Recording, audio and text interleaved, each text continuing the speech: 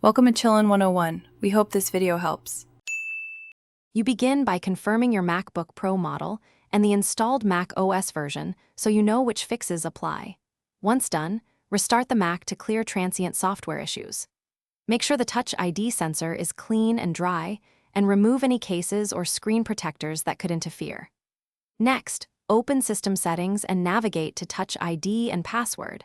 When prompted, be ready to enter your account password to proceed with reconfiguration.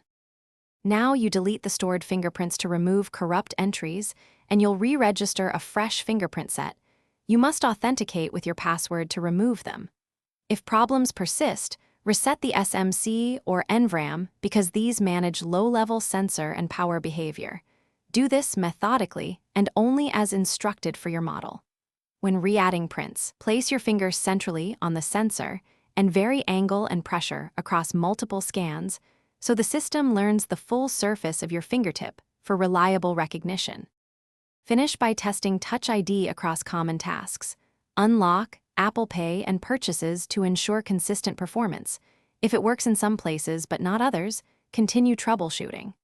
Inspect the system report for Touch ID or USB device errors to detect hardware faults, and make sure File Vault and keyboard shortcuts aren't interfering.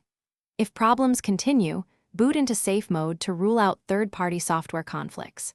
If safe mode fixes it, identify and remove the offending app. Otherwise, contact Apple support or an authorized repair provider. Thanks for watching. Consider subscribing if we helped you.